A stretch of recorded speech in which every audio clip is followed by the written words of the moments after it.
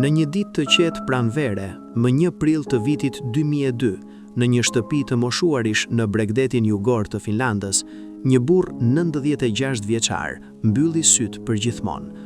Nuk pati zhurmë, nuk pati bujë, asnjë kamerë që të fiksonte momentin.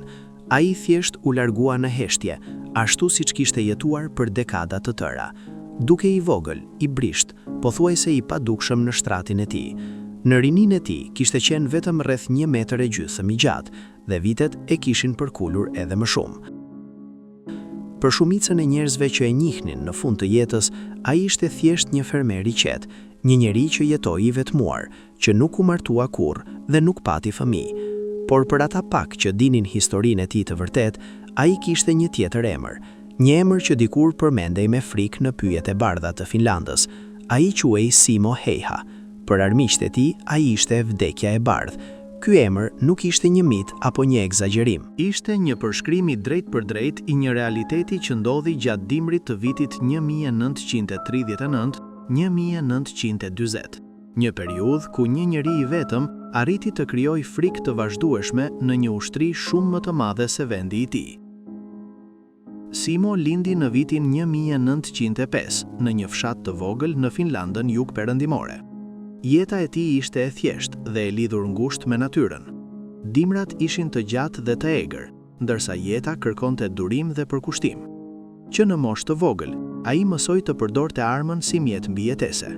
Gjuetia ishte pjesë e përditshmërisë së tij, dhe pikërisht aty ai zhvilloi aftësinë për të vëzhguar pa u parë, për të lëvizur pa bërë zhurmë dhe për të pritur pa u lodhur.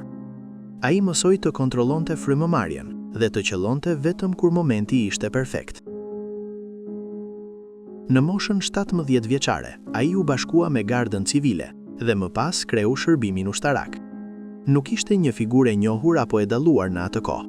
Ishte i qetë, i disiplinuar dhe i përmbajtur. Pas ushtrisë, ai u kthye në fermën e tij dhe vazhdoi jetën normale, pas një shenjë që do të bëhej një nga snajperët më të frikshëm në histori.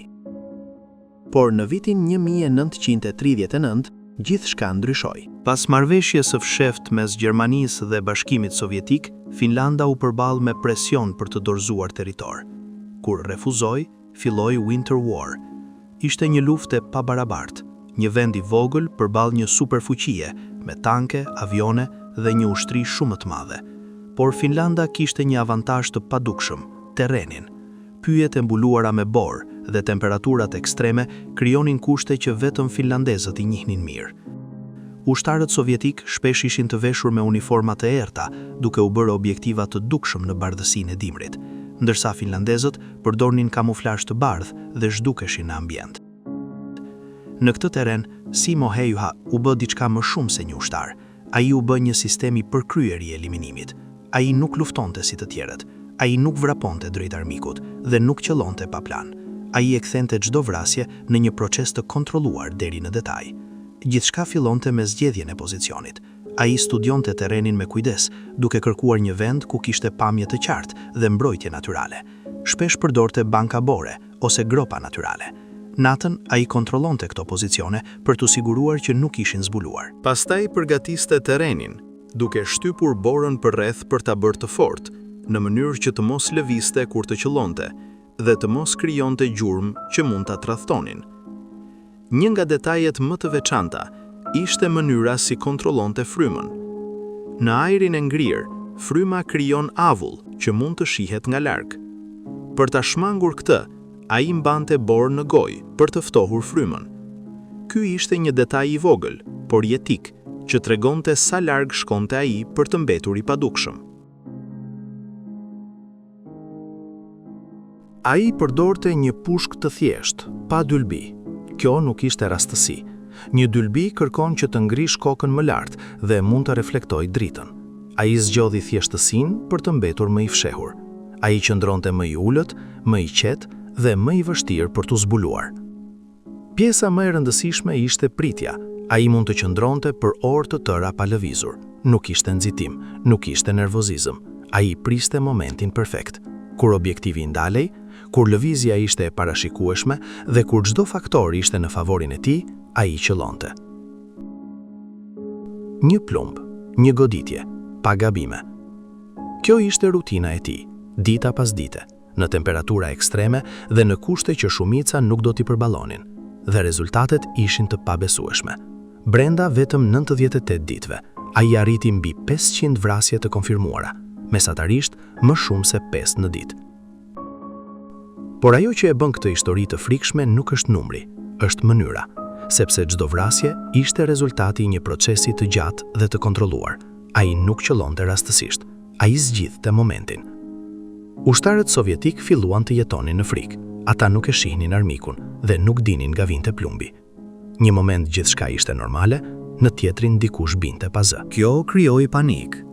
Ata filluan të shihnin rrezik kudo, në çdo pemë, në çdo hije, në çdo lëvizje. Kështu lindi emri vdekja e bardhë. Sovjetikët dërguan snajper për ta gjetur dhe vrarë, por një nga një ata u eliminuan. Pastaj përdorën artileri dhe bombardime për ta nxjerrë nga fshehja, por ai kishte zgjedhur pozicione që e mbronin dhe e mbanin të padukshëm. Ai ishte gjithmonë një hap përpara, deri në fund.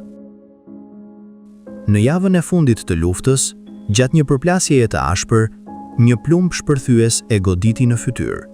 Dëmtimi ishte i rëndë. Ai u gjat pa ndjenja dhe u mendua i vdekur. U vendos mes të rënëve, por disa orë më vonë, ai tregoi shenja jete. Ishte gjallë. U dërgua në spital dhe qëndroi në koma për një javë. Kur u zgjua, lufta kishte përfunduar. Finlanda kishte mbijetuar. Pas luftës, ai u bë hero kombëtar. U gradua dhe ju dha një fermë. Por ai nuk ndryshoi. Ai nuk kërkoi famë dhe nuk tregoi histori për veten. Jetoi një jetë të qetë, larg vëmendjes. Në ditaret e tij, ai quajti vrasjet e tij lista e mëkateve. Kur u pyet nëse pendohej, ai dha një përgjigje të thjeshtë. Bëra atë që më thanë të bëja, sa më mirë që munda. Historia e tij nuk është vetëm për një snajper. Është për disiplinën, për kontrollin dhe për mënyrën se si një njeri i zakonshëm u bë një nga figurat më të frikshme të luftës, jo duke bërtitur, por duke qëndruar në heshtje dhe duke pritur momentin perfekt. Simo Häyhä nuk ishte thjesht një ushtar i mirë dhe as vetëm një snajper i talentuar. Ai u bë simbol i një niveli tjetër, një standard që deri sot nuk është arritur. Me mbi 500 vrasje të konfirmuara në vetëm 98 ditë, ai konsiderohet gjërësisht si snajperisti më efektiv dhe më i suksesshëm në historinë e luftës. Por ajo që e vendos atë mbi të gjithë të tjerët nuk është vetëm ky numër, por mënyra se si ai e arriti atë, në kushte që shumica nuk do t'i përballonin as për pak orë, e jo më për muaj të tërë. Ai nuk kishte teknologji moderne, nuk kishte pajisje të avancuara, nuk përdorte dylbi si shumica e snajperëve. Ai kishte vetëm një pushk të thjesht, përvojën e tij si gjuetar dhe një disiplinë që i kalonte kufijtë e zakonshëm.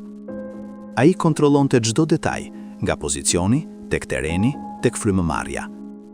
Ai përgatishte çdo goditje me kujdes ekstrem, duke eliminuar çdo rrezik që mund ta tradhtonte.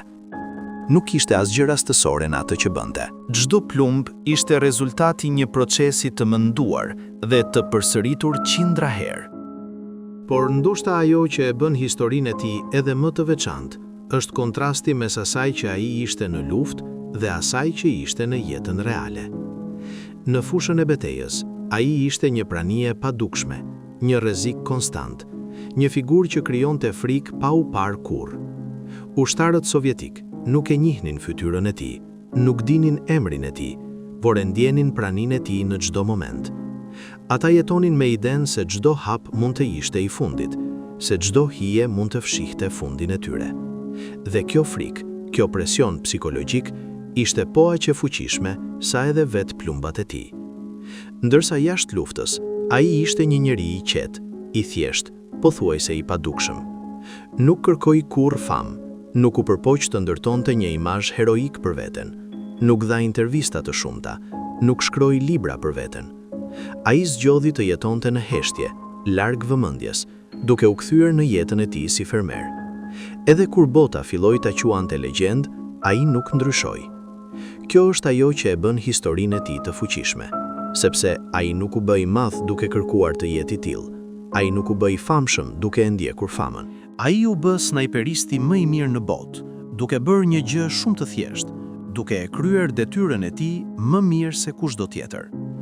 Në një epokë ku teknologjia dhe pajisjet e avancuara konsiderohen vendimtare, historia e tij tregon të kundërtën.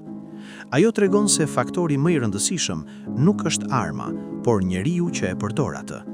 Nuk është teknologjia, por disiplina. Nuk është shpejtësia, por durimi. Dhe Simo Häyhä ishte përkufizimi i këtyre cilësive.